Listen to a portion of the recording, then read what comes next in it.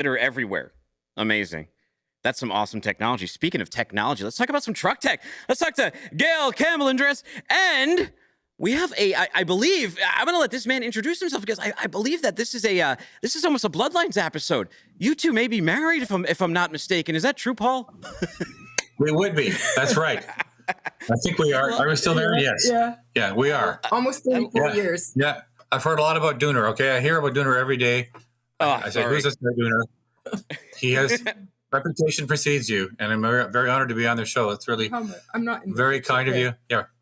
Well, you know what happened is, so I was at F3 and I ran into Gayle over there, and whenever I see Gayle, I always run up and say hi. She's always got such a friendly smile, and she's like, look, we've been doing some new stuff with Truck Sale, and you got to talk to Paul. He did all the testing on this, and he's going to fill you guys in. You'll learn everything you ever want to know about truck sales. And I said, you haven't been on in a couple of years. We definitely need to talk about truck sales again. I need a refresher, and I guess the best place to start for those who don't know is, what is truck sale?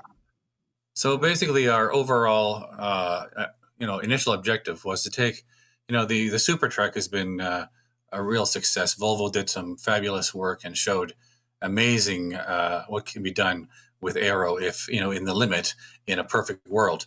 So our objective was to take that target and see if we could make something work in the real world, given all the real life barriers to operating, aerodynamics at that level, at a complete level, absolutely taking every bit of fuel you can take off that truck, because it's substantial. The fuel, if you over time, it pays dividends.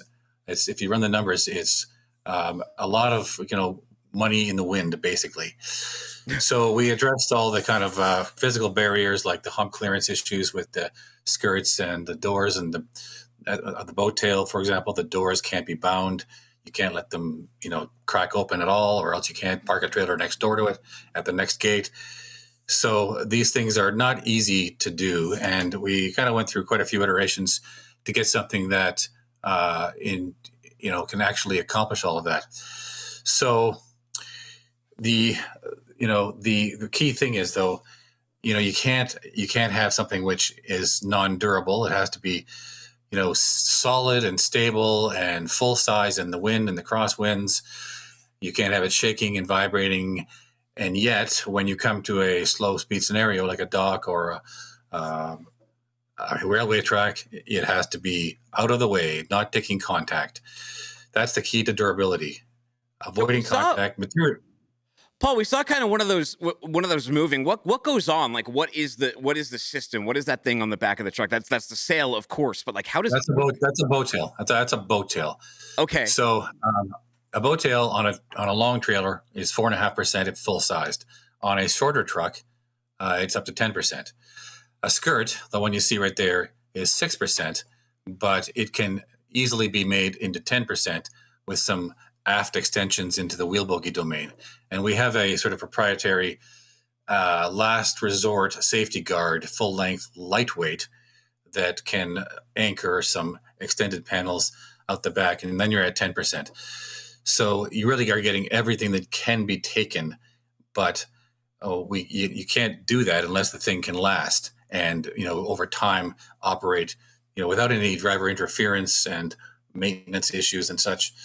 So the key is it basically kind of has a ram air stabilization. So when you're in the wind and the crosswinds are heavy, it's solid. It's like rock solid. Doesn't shake, doesn't vibrate, right? Low to the road, takes all the fuel. And yet when you come to a situation where we can't have that because we have to drive over railway tracks and we have to dock this thing and we can't still slow down and screw around, it automatically retracts. The boat tail retracts flat. The skirt goes up to a very high level, high enough to not ever hit railway tracks or docks. And it opens up with the doors. The driver does nothing, just open the doors. And because it's a sort of a self-contained structure, the entire thing slides out of the way of the pinch point of the doors, which is very hard to accomplish with a stable structure, yet light enough, to do this. So it solves that kind of critical barrier which has been out there to allow a boat tail to actually not interfere with docking. Let me ask you, how long, you mentioned the durability, so I imagine you've done a lot of testing on this. How long has this been in development 4, and what was the hardest challenge to overcome of designing these? Well, the recognition that you really have to have automatic function. That is the key to allowing these things to last, a 5 or 10 year lifespan. It's materials choice. It's avoiding contact. It can take some contact, but in that it's soft when it's slow. It's like, it's very compliant. You could back your car into it and nothing happens. Any automotive body is somewhat fragile, but this thing will take, if you think of it more like a punching bag or a Kevlar vest, fabric can be extremely tolerant if it's, if it's put in the right environment, like the right fabric for the right environment. So the notion that it's sort of vulnerable to being damaged, we just said don't have it contacted, and if it is contacted, it's a very compliant, gentle, non-damaging kind of contact. You get damage with vibration from wind, from forceful contact, like any skirt that's kind of constantly being bent at the dock over and over time. It gets warped, it gets baconed, it looks lousy, and it's not even full size. You're losing a lot of fuel. Every 1% of fuel over a year, 100,000 miles, let's say, and 10 miles a gallon to be generous, it's $400. So if you're kind of retrieving, 5, 6, 7% more fuel, which is there to be taken in the gap, the skirt, the tail, you do it all up perfectly, and there's a lot of unharvested fuel, and it amounts to many thousands over 5 years. Even like 6% more, you're looking at $12,000 more that would blow in the wind otherwise. So that's just the fuel part of it. We also then, because it became it kind of flowed. We just kind of followed our instincts here, and we realized these devices can be radomes. They are perfect radomes. They protect radar. If you want to put a radar under a trailer, like in a very dangerous place in front of the wheel bogie, for example, for street safety, you can't really expose it to all the snow and ice and crap that's flying around in there, particle storm all day long. You have to protect it. So we have the perfect kind of platform to put any sort of, safety tech thing, like, for example, radar, which will be kept clean and the surface of the skirt essentially is a self-de-icing cover. So it's protecting the underside of the trailer, and it's protecting any tech stuff inside of there to keep it reliable over time. And then we kind of said, okay, what else can we do here? So we can put all kinds of very effective and highly modifiable safety lighting. Now, this is kind of controversial, and people say, well, is lighting distracting in that domain? Well, it's in a place where it's a very dangerous location.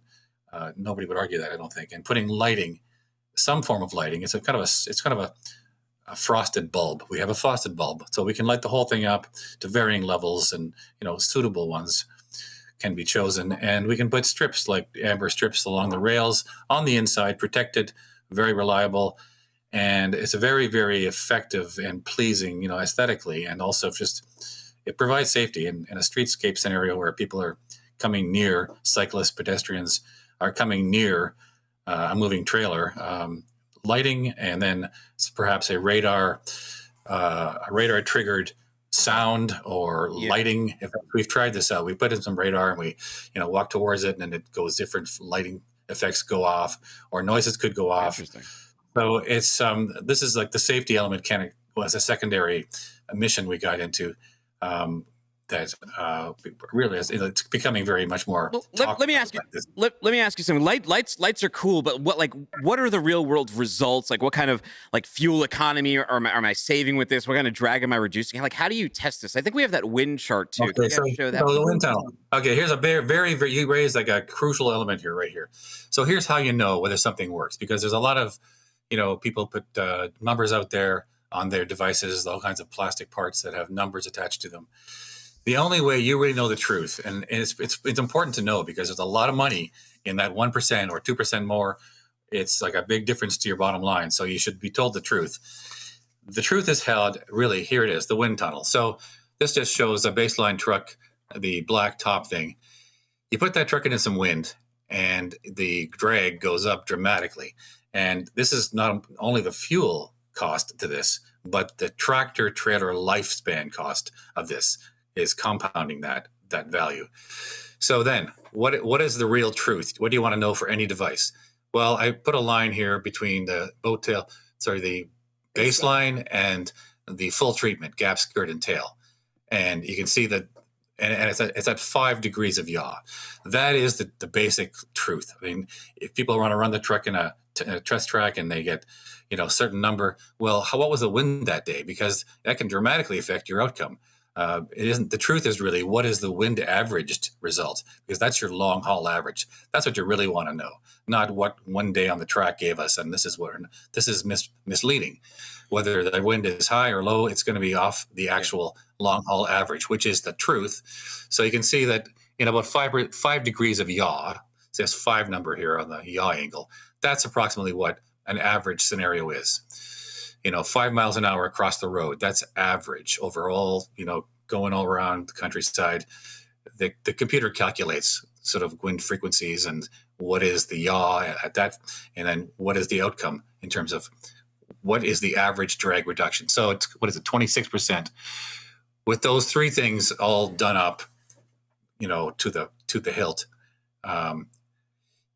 So that converts to approximately half of the drag at highway speed with a fully loaded trailer is aero. So that 26 is 13 now on fuel. Fuel savings. That's right. Yeah.